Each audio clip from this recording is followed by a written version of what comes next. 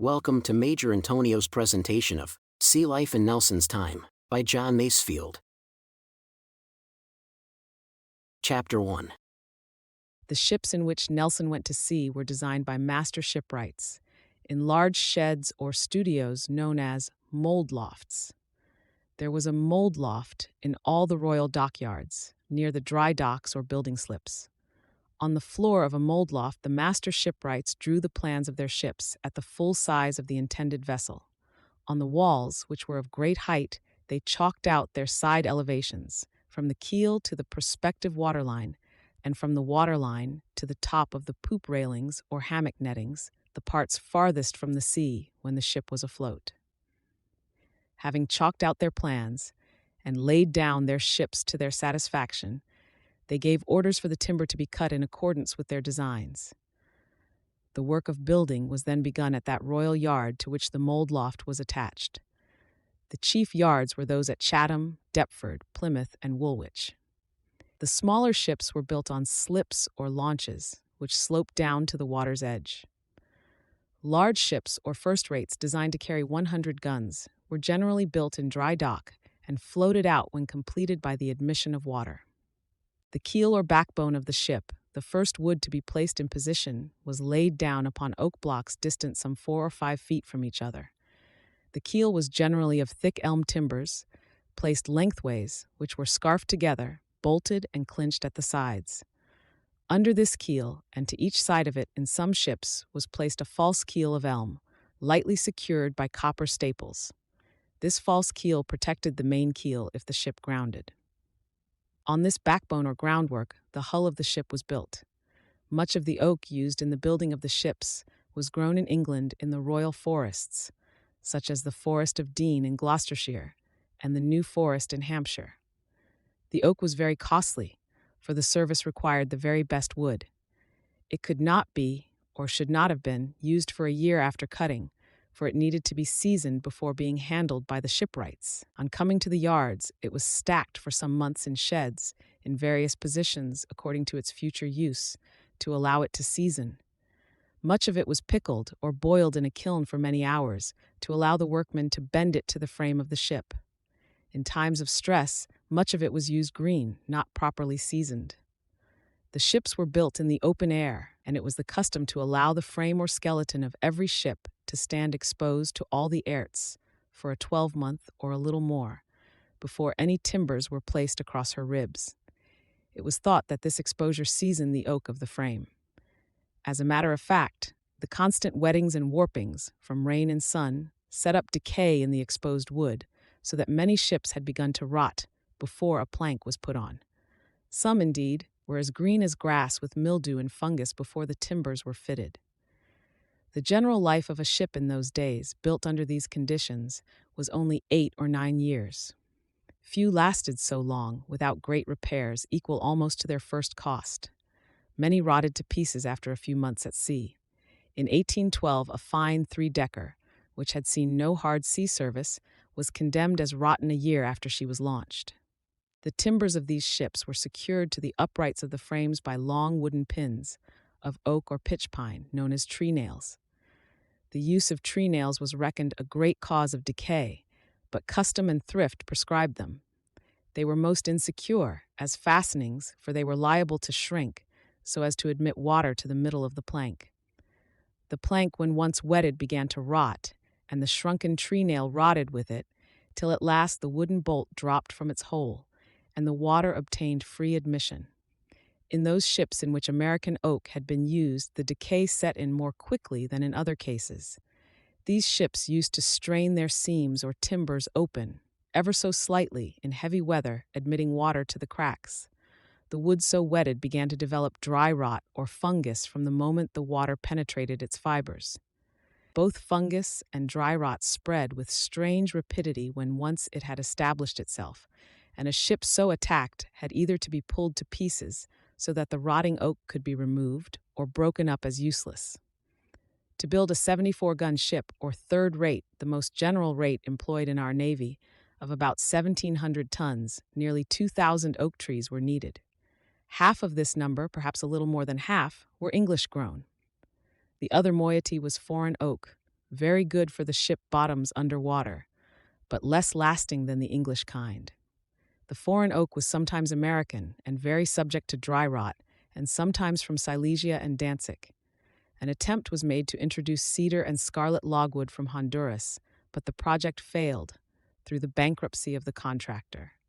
Fir was tried at one time for small ships of war, but it was too weak and too little lasting to be used for great ships.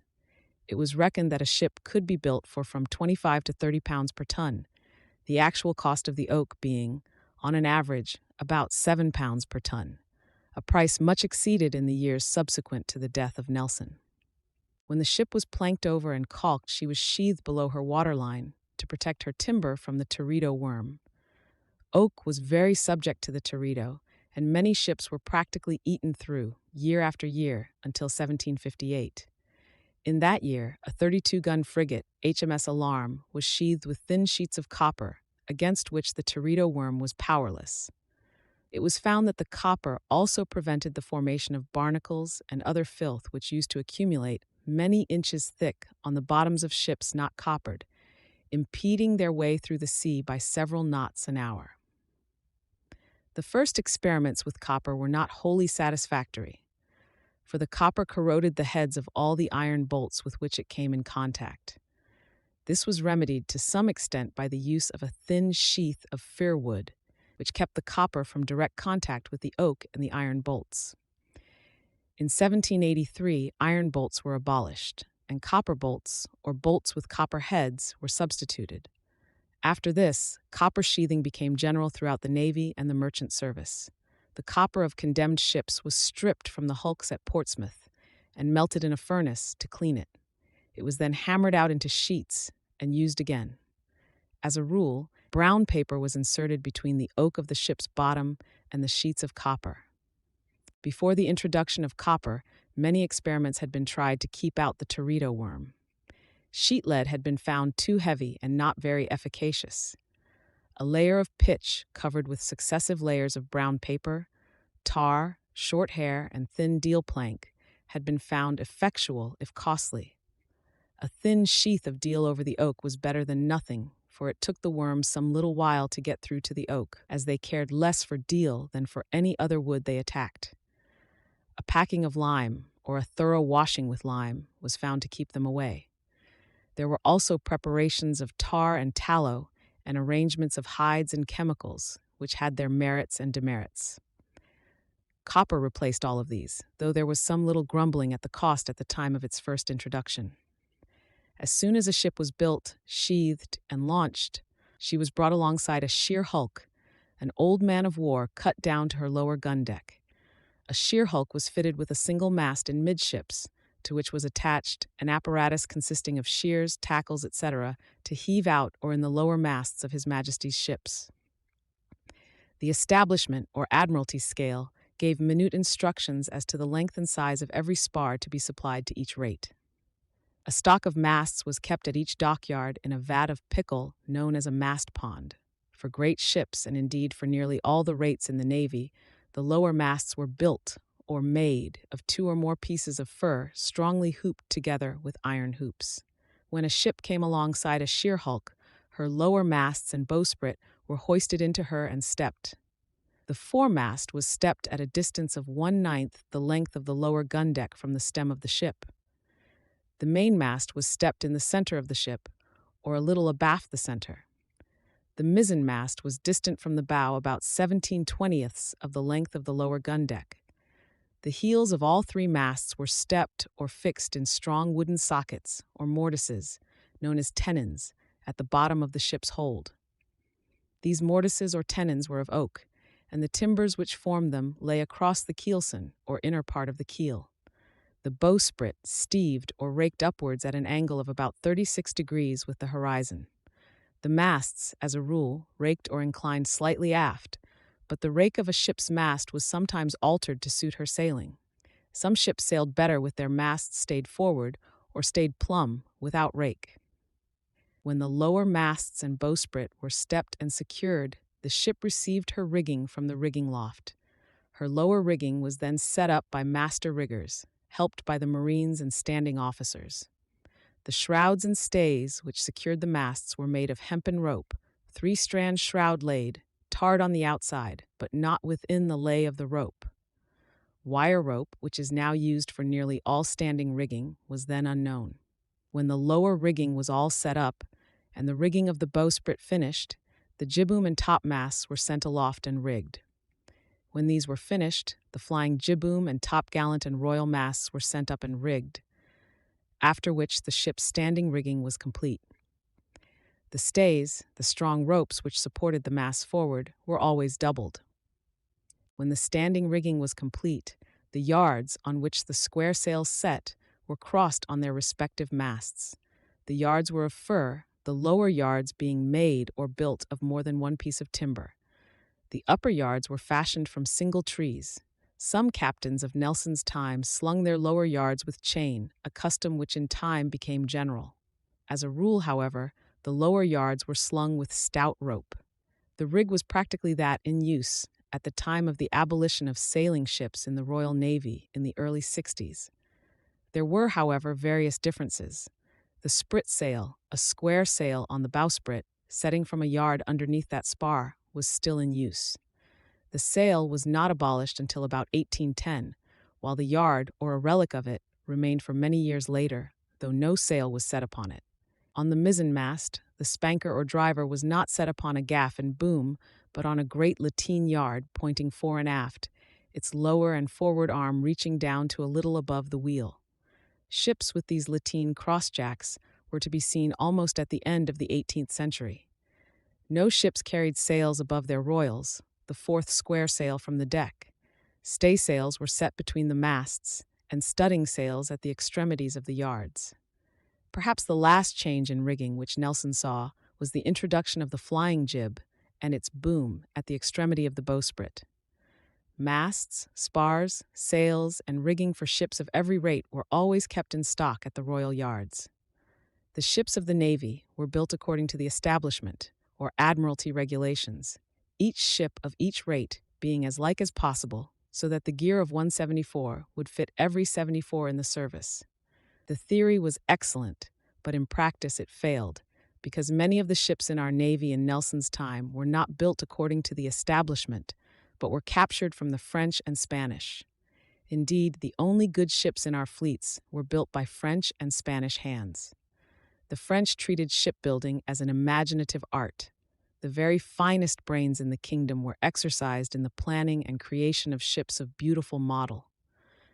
Admirable workmen and the best talents of France produced, in the latter half of the 18th century, a number of sailing men of war which were more beautifully proportioned, faster on every point of sailing, stronger, and with larger batteries than the ships built in this country at that time. A French 80-gun ship at the close of the 18th century was bigger, more roomy, faster, and a finer ship in every way than our 98-gun ships. Our own men of war were so badly designed and proportioned that they were said to have been built by the mile and cut off as required. They were very cramped between decks, yet they were nearly always pierced for more guns than they could conveniently fight. They were very crank ships, and so weak that they could not fight their lower deck guns in anything like weather. They were slow at all points of sailing and slack in stays. In heavy weather they sometimes rolled their masts out or sprung them by violent pitching. Had the French been able to improve their guns as they improved their ships, our navy would have been destroyed. As it was, their superior sailing was to some extent neutralized by the fact that decisive naval engagements had to be fought at close range, within, say, a quarter of a mile of the enemy. The Spanish ships were but a little inferior to the French. A queer Irish genius named Mullins, who had settled in Spain, was the master shipwright responsible for them. They were used, as some of our French prizes were used, as models by our English designers, but the English ships were not markedly improved till after the death of Nelson. Beside these, there were many small, unrated ships, such as gun brigs, sloops, ketches, schooners, cutters, etc., and some foreign prizes so armed that they could not be rated by the English scale. It must be noted that our official rating reckoned only the regular armament, i.e., the guns of the regulation patterns. After 1779, our ships carried carronades in addition to their other guns, but these were never reckoned in the Admiralty ratings. Viewed from without, a first, second, or third-rate wooden man-of-war appeared ponderous and cumbersome. A modern sailor, accustomed to the keen iron ships of the present day, would have called such a ship a sea wagon, qualified or otherwise, before spitting and passing by. But when the great sails were set and the hull began to move through the sea, the cumbrous hulk took on attributes of beauty and nobility. There has been perhaps no such beautiful thing on earth, the work of man's hands, as an old 74 under sail. If one had taken a boat and rowed out to such a ship as she lay at anchor, fitted for the sea, towards the end of the 18th century, one would have been struck, first of all, by her bulk. The ships had bulging wooden sides, vast sternworks, and cumbrous wooden beakheads. They set one wondering how oak of such thickness could have been wrought to such curves. Till Nelson's time, there was no uniformity in the painting of the exteriors of the ships. The captains used their own discretion and followed their own tastes in the selection and application of the colors. The most general color scheme was as follows. Along the waterline, just above the ruddy gleam of the copper sheathing, was a wide black streak, running right round the ship and reaching as high as the level of the lower gun deck.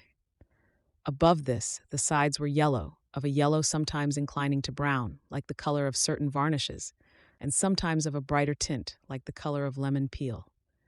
The after upper works above the gun decks, and the outer sides of the poops above the quarter-deck guns, were painted a vivid red or blue. This band of bright color gradually faded, till by the time of Trafalgar it had become a very deep and dull blue, of a dingy tint that was very nearly black. A band of scarlet or pale blue, edged with gold, ran round the forecastle and continued down the beak to the figurehead. The outsides of the port lids were of the same color as the sides, that is, of a brownish yellow. The stern works were generally elaborate, with gilded carving, gilt cherubs and the like, and with red, blue, green, and gold devices, such as cornucopias, drums and banners, royal arms, wreaths, etc. Round the stern of each ship, outside the glazed cabin windows, we are talking of a third-rate or 74-gun ship, ran a quarter gallery or stern walk on which the captain could take his pleasure. The supports and rails of this walk were heavy with gold leaf. First and second-rate ships had 3 and 2 stern walks respectively. At the bows, at the extremity of the great beakhead, was the ship's figurehead, either a ramping red lion or a plain white bust, or a shield, or some allegorical figure suggested by the name of the ship. The allegorical figure was, perhaps, the most popular among the sailors. They took great pride in keeping it in good repair, with bright gilt on its spear or helmet, red paint upon its cheeks, and pretty blue sashes wherever such appeared necessary. The ships of Lord Howe's fleet in 1794 appear to have been painted externally as follows. The side of the ships above the line of the copper a dull brown tint, the tiers of ports a pale lemon yellow, checkered by the port lids, the outsides of which were brown, like the sides of the ship. The gilded scroll work at bow and stern was as usual. Lord Nelson is said to have painted the ships of his fleets after much the same pattern, only substituting black for the dull brown of the sides and outer port lids. The arrangement used by him became popular.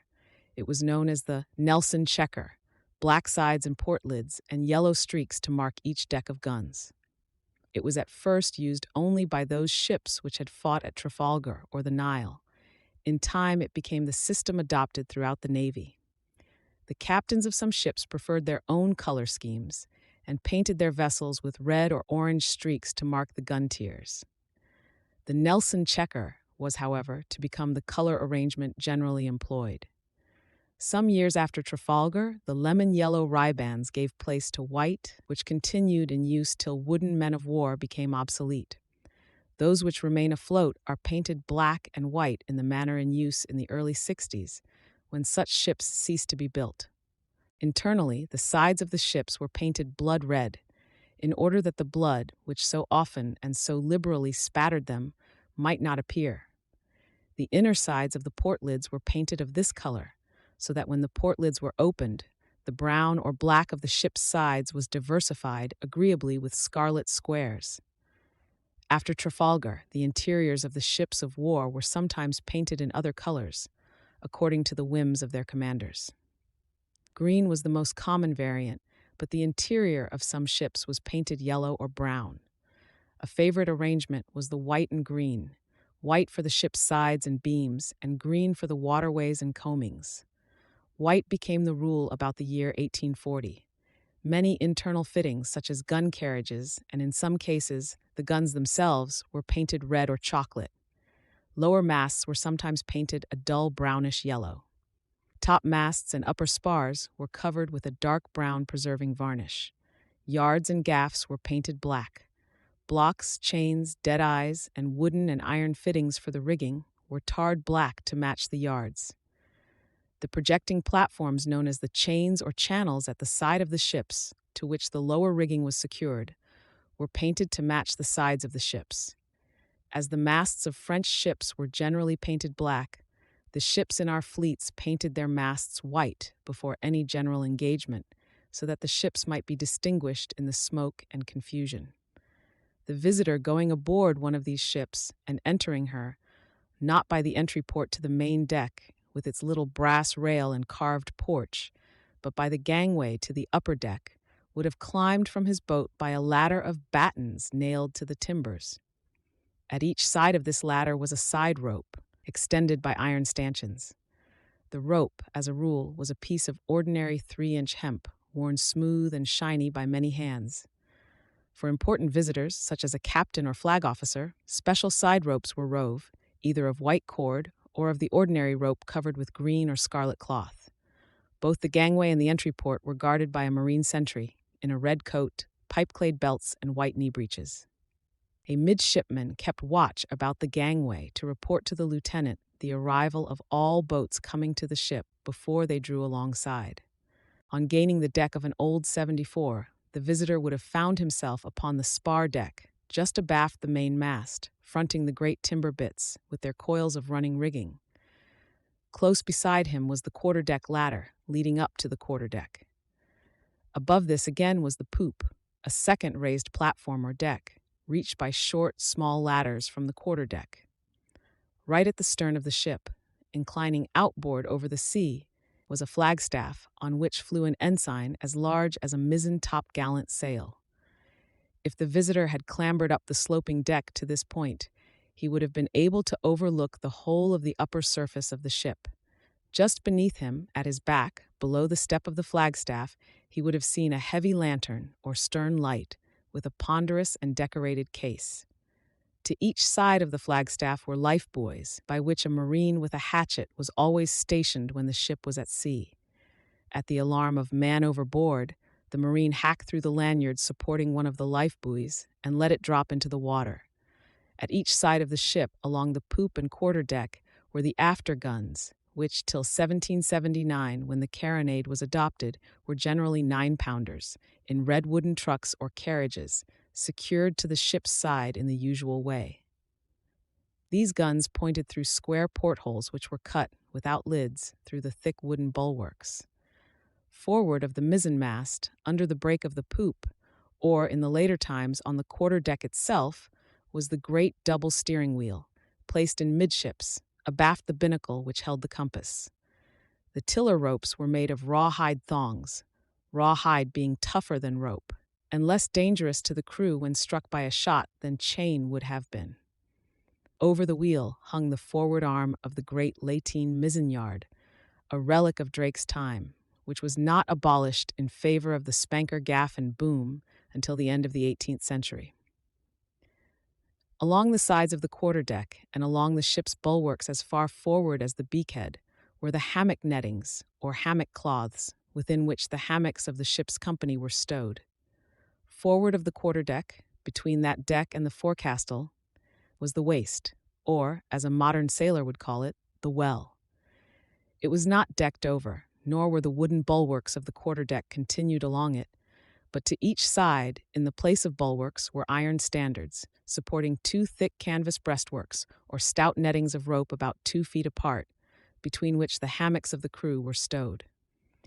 Directly within these breastworks were broad plank gangways, for the convenience of the sail trimmers, small arm parties, and marines. Between the main and foremasts in midships, parallel with the decked-over gangways, were the booms or spare spars tightly lashed in position. On the top of these spars, or to each side of them, were the ship's boats, longboat, barge, and cutter, with their oars and sails inside them. Farther forward was the forecastle, upon which were more carronades, or 9-pounder cannon, and 1 or 2 heavy bow chasers, or guns made to fire forward. On the forecastle was the great ship's bell, hanging from a heavy wooden or iron belfry, with a plaited lanyard on the clapper to help the timekeeper to strike it. In the center of the forecastle was the galley funnel, the chimney of the ship's kitchen. At the forward end were ladders leading into the beakhead, from which the sailors reached the bowsprit when occasion sent them thither. Under the poop was the captain's cabin, extending from its forward limit to the gilded stern gallery. This part of the ship, extending outboard as it did, like a great gilt excrescence, was sometimes known as the coach or roundhouse. Very frequently, this cabin contained no guns. If it contained guns, they were seldom or never fired. The ports of the cabin were glazed, and there was a couch or settee running under them for the ease of the captain. These settees were hollow and formed convenient cupboards for the captain's gear. As the floor or deck of the cabin was laid upon the beams of the main or upper gun deck, it followed that the cabin was loftier and roomier than any other place in the ship. The poop, the deck above it, was raised some feet above the quarterdeck, as we have seen, so that the captain's state apartment may have been some 8 or 9 feet high. A door from it opened into the stern walk, which opened by 2 little doors, one on each side, to the quarter galleries. The cabins were usually very bare. They were furnished with a large fixed table, a few heavy chairs, a fixed or swinging sleeping cot, and a wooden wash-hand stand containing a basin. It was shut off from the forward portion of the ship by a simple wooden bulkhead made of elm, so fitted that it could be lifted from its place and shifted out of its way when the ship went into action. In early times, in the days of the Stuarts, this bulkhead and the interior of the cabin were made gay with carved work, or as it was then called, gingerbread work. Great ships of the first and second rates then carried joiners to repair and keep beautiful these decorations. In the latter half of the 18th century, the cabins were without decorations of any kind. The only breaks to the bareness of the wood were the captain's foul-weather clothes, dangling from pegs, and his lamp swinging in its gimbals or hinges, his telescope in his bracket, and perhaps a trophy of swords and pistols, or a stand of the ship's arms, such as muskets and cutlasses, in a rack about the mizzen-mast.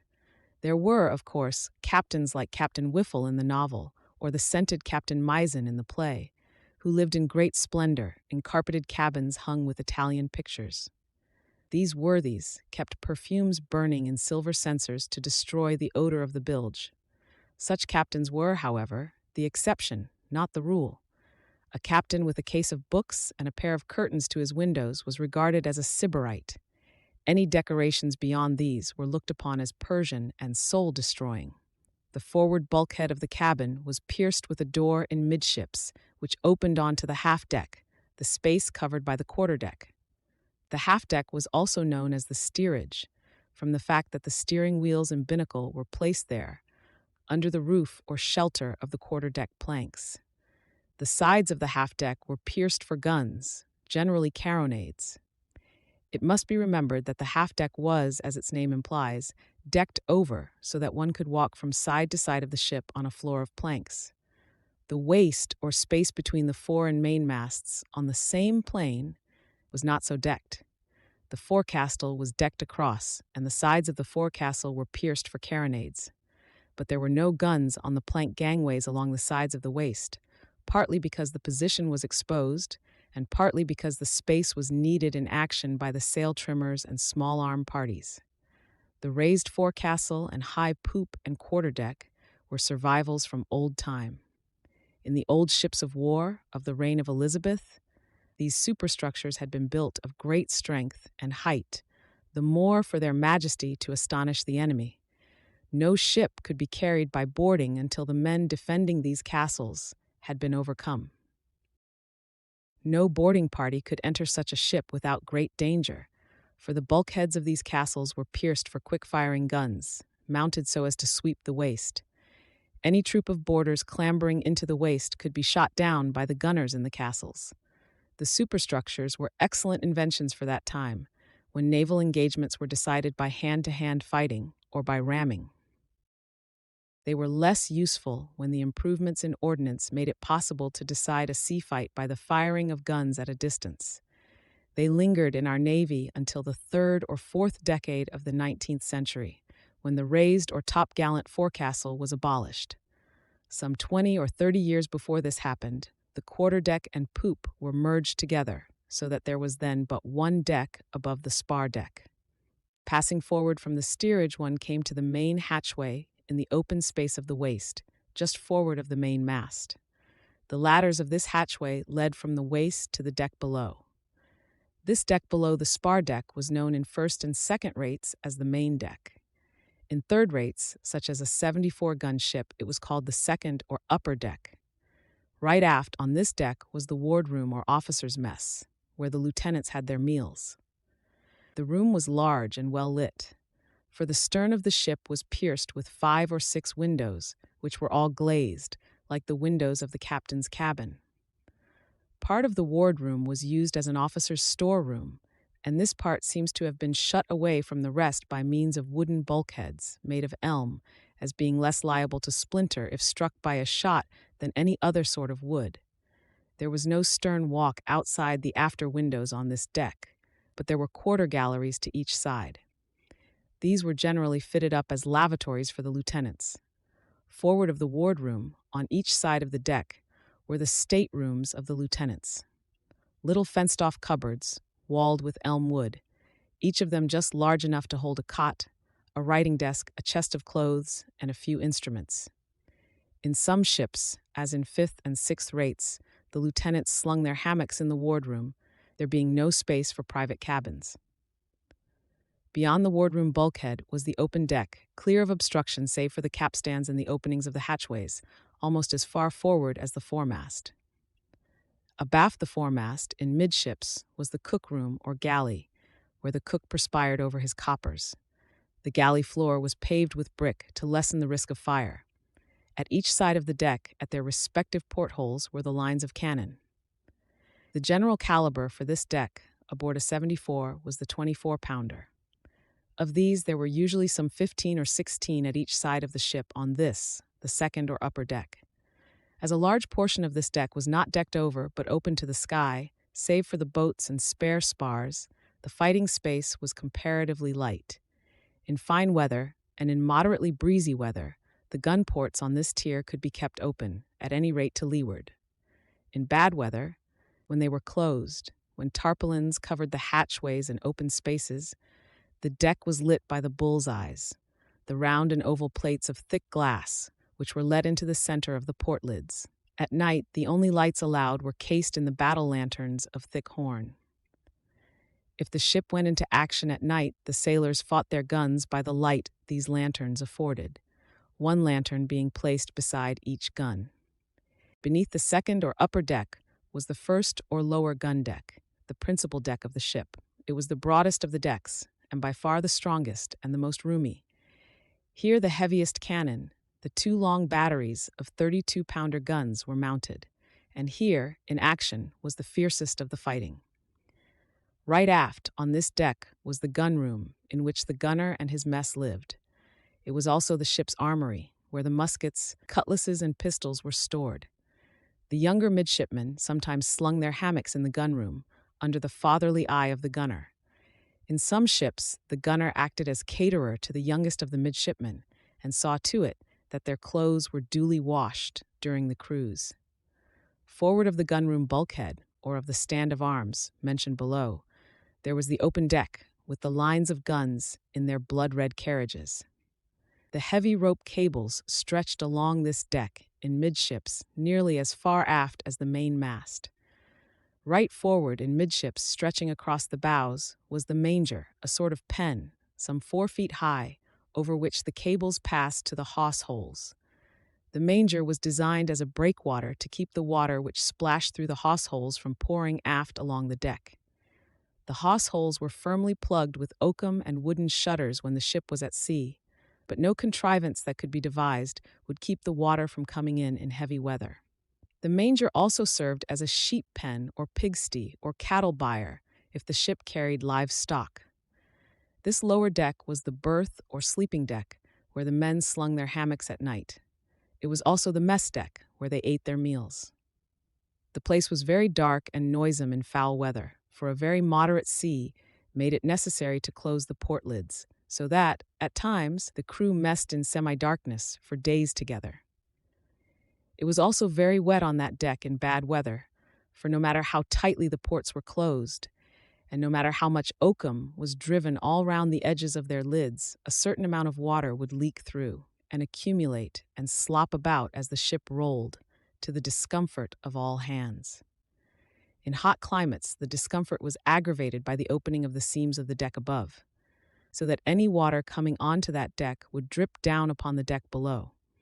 Often in its passage it dripped into the sailors' hammocks and added yet another misery to their miserable lives.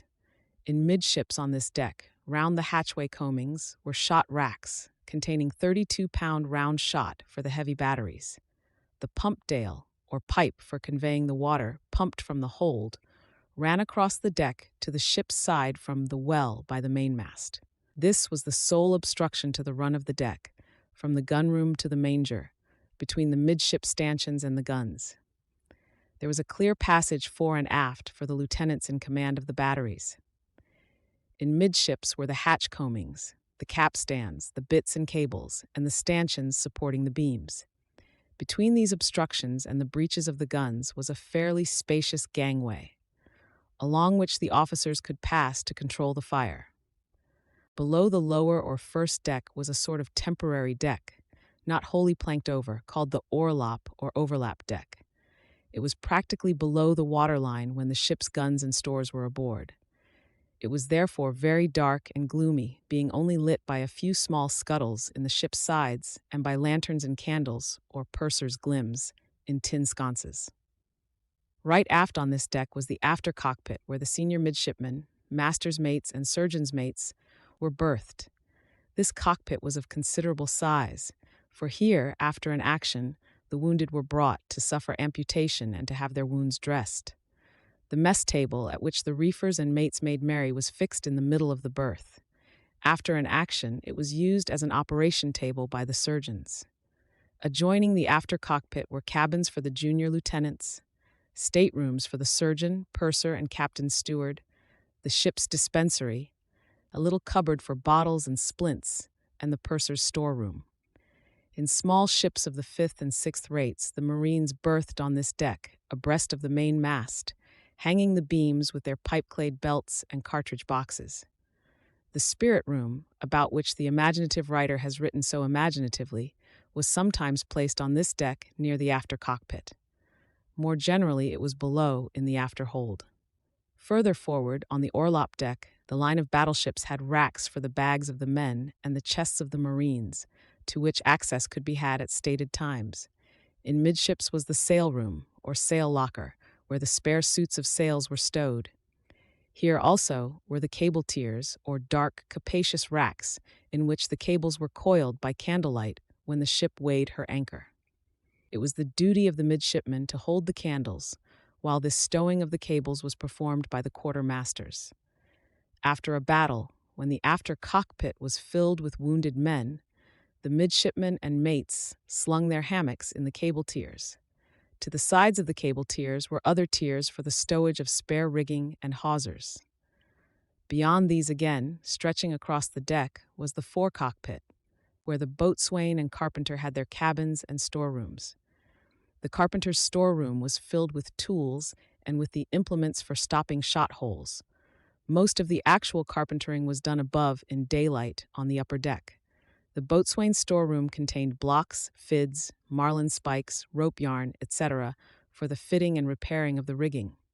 In peacetime, for some reason, the boatswain and carpenter slept on the lower deck in cots or double hammocks slung in the most favored places.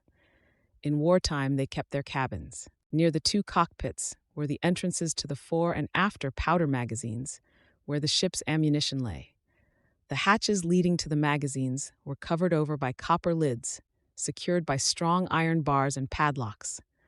The magazines were only opened on very special occasions by the captain's order. A marine sentry stood at the hatch of each magazine with a loaded musket to prevent any unauthorized person from tampering with the padlocks or trying to enter.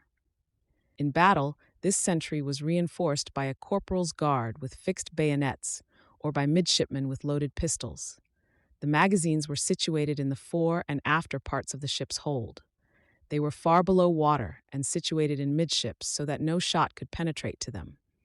They were lit by ingenious contrivances called light rooms, small chambers built just forward of them, and separated from them by double windows of glass.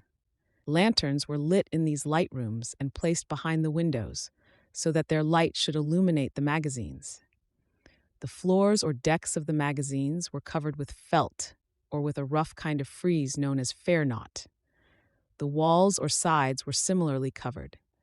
No man was allowed to enter them until he had covered his shoes with thick felt slippers and emptied his pockets of any steel or other metal, the striking of which might make a spark. The after magazine was the smaller of the two. It contained no powder casks, but only a store of filled cartridges for the supply of the upper deck 18 and 24 pounders and the forecastle and quarter-deck carronades. In the fore magazine were the tiers of powder casks, one above the other, the lowest tier having copper hoops about them. This place was protected even more carefully than the after magazine, for here the loose powder was handled and placed in cartridge, and here the hand grenades and musket cartridges were stored. Here, too, were the cartridges ready filled for the batteries of 32-pounders on the lower or first gun deck. This magazine was not reached by direct descent from a ladder. To reach it, one had to pass along a little passage protected by a copper door and guarded by a marine. The cartridges for the cannon were stored in cylindrical wooden tubs or boxes, arranged in racks and covered with movable wooden lids. Forward of the fore magazine was a lift or hoist, by which the cartridges could be passed from the magazine to the Orlop, so that the boys employed in passing powder should not have to descend into the magazine. In some ships there was no such hoist, but a thick, wet woolen screen with a hole in it through which the cartridges were handed. The boys employed in carrying powder had to cover the cartridges with their jackets as they ran from the magazine to the gun they supplied. All magazines were fitted with a water tank and pipes, by which the chamber could be swamped in the event of fire. Between the magazines was the vast round belly of the ship, known as the hold. Here the ballast, provision casks, and water casks were stowed. In the space forward of the after magazine was a chamber known as the fish room for the storage of the ship's salt fish. Beside it was the spirit room, full of wine, brandy, and rum casks. Farther forward was the bread room, a large apartment lined with tin and artificially dried by hanging stoves. It contained an incredible quantity of ship's biscuit, of which a pound a day was allowed to each man on board. The water and beer casks and the casks containing peas, oatmeal, and salt flesh were stowed forward of the bread room, according to the rules of the service. This concludes today's reading of Sea Life in Nelson's Time, presented by Major Intonio. Join us also next week for the subsequent chapter, or download the entire audiobook from our webshop at intonio.net. Thank you for listening, and so long.